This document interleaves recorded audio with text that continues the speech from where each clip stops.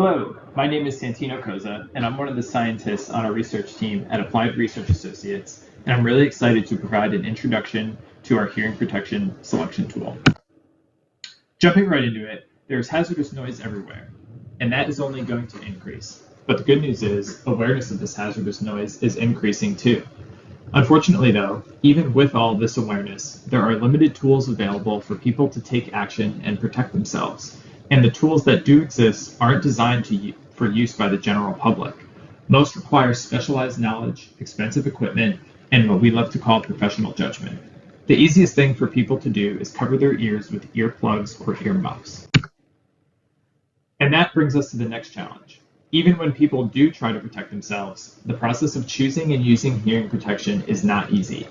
Technical terms like attenuation are meaningless to the average person, and they are overwhelmed by the variety of shapes and sizes, and that ultimately makes the choice nearly impossible. On top of that, personal preferences in material, fit type, communication requirements all play a role, but none of that is reflected in the selection process. To solve this issue, we created the Hearing Protection Optimization tool. HPOT breaks down the complex selection process into three main steps: calculate, optimize, and evaluate. First, the tool gathers simple data from the user based on what they have available and automatically performs calculations needed to estimate the device required to reduce that noise to safe levels. Next, the user has the opportunity to refine their choices using interactive filtering tools. Finally, users evaluate the results by looking at key features of each device. Okay, so what you're looking at here is the landing page of the tool. Here, there are three main input options: exposure, environment, and NRR. These options help the user decide which path to take based on the information that they have available. And regardless of what option you choose, the result and the output is always going to be the same, which is going to be a ranked list of hearing protection devices prioritized to provide the best suggestion for the user. The first option we have is exposure. This is when you already have exposure information available. This pathway is really designed for people who have collected noise data using instrumentation such as sound level meters or a noise dosimeter. In this case, the user would enter the duration and intensity of the noise, the weighting scale they use to collect the measurements, and the regulatory requirements that they want to follow. A user would choose the environment path if they don't have any noise monitoring data available, but the environment itself is well defined. In this case, they simply select the environment they're going to be in or the task that they're going to be completing.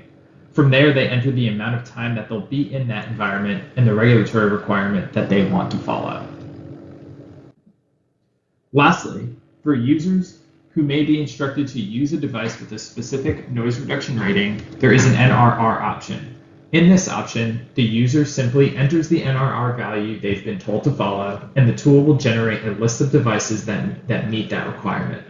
This makes it easy to comply with guidance while still seeing the full range of available options that they have to them. And now this is where the fun begins. On the right-hand side of the screen, the tool produces a ranked list of devices, and on the left-hand side, the tool will provide different filtering options. The first set of filtering options is based on user requirements. So things like fit and form, specific functions and features of the device, cost, and materials.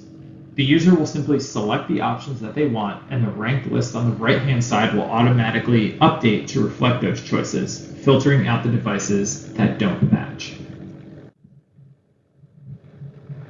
So the other way to optimize is by hearing protection performance characteristics. This part of the tool looks at important characteristics of the hearing protection device and how those characteristics affect the user's perception while they're wearing them. So users can explore how a device might mask quiet sounds, distort spatial cues that are critical for source localization, or how the device performs in short duration, high intensity environments like blasts or gunshot.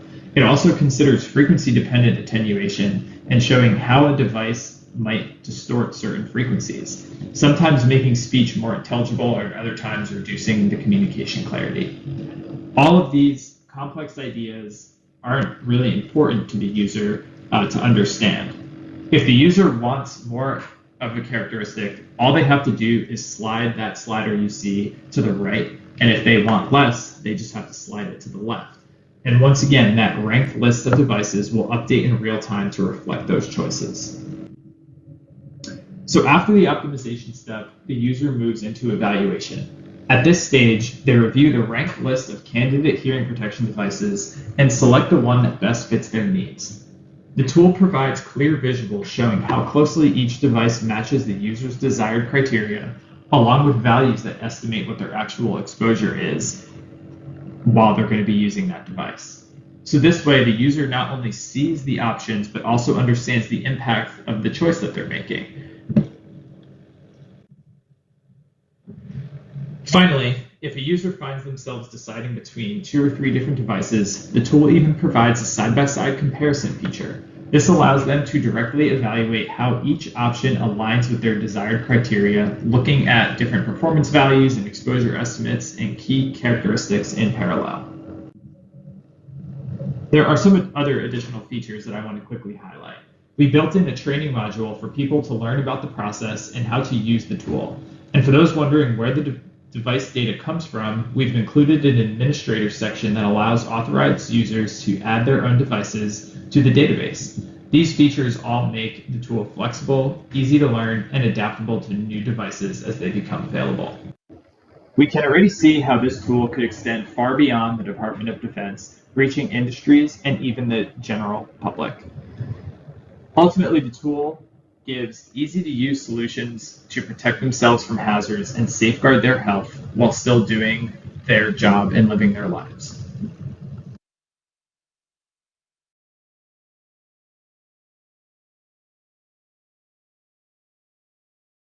Hello.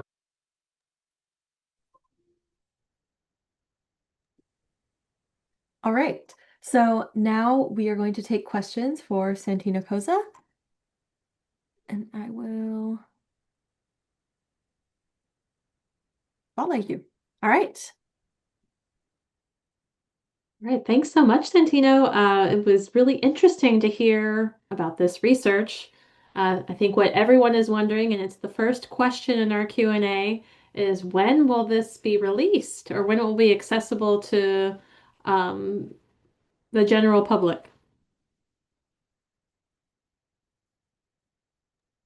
Sorry, had to get off mute. Yeah, that's a good question. So right now, the device is going to be available for the Department of Defense, and it's specifically meant for industrial settings for different people who are looking to select devices to protect their worker. Right now, there is no date or anything set to release this to the general public. We're still, looking to see who's interested and who might want to take the project on and host it on one of their servers or something. So that is still ongoing. Still a piece of the puzzle that we're trying to figure out. Understood. And we'll be waiting to hear an update from you sometime. Um, Thank you, Anashay, for putting that question into the chat. Our next question is from Avery. Avery asks, how many different hearing protection devices are represented in the tool? So currently, there's about 15 different devices that we put in the tool, but ultimately, there could be an infinite amount of devices, however many the administrator wants to put in there. So we initially got those first 15 devices from our sponsors at the Department of Defense, and those were the ones that were initially or that are most used. Throughout the Department of Defense, and we were able to put those into the tool pretty easily. But there is no reason why we wouldn't be able to extend beyond that. So if someone is interested in putting in a new device, they can easily log in and add all the characteristics in the database. Got it. As a person who has purchased a variety of earplug types for different scenarios, I think that it would be really helpful to have this kind of information to help narrow down your choices. Yeah. Um, which leads me to our next question in the Q&A from George. Can you filter by quality? For example, the standards they were tested for? Yeah, so that is a good question, George. And in the video, I had a little bit of a longer video that have explained some of the background behind it. But all the devices that are in the market right now, at least in the United States, they only have to follow one standard to produce a noise reduction rating. And that is definitely something that the tool will have them be able to filter by. But we took it a step further, and we actually are in the process of developing other standards to evaluate hearing protectors. So not only will our standards look at attenuation characteristics of the tool, but it will look at some of those other things that I talked about in terms of how the device will mess up your ability to localize sound, or how much it will reduce speech clarity and things like that. Um, so to answer your question, yes, you can filter by quality on the standard, but there are additional standards that we're looking to make, and those standards are going through the process right now to become recognized as official American national standards. So we're actually working with ASA, and it is a long, drawn out process, but we're making some good progress on it.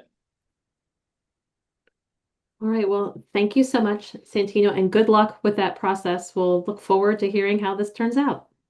Yeah, thanks everybody. Thank you.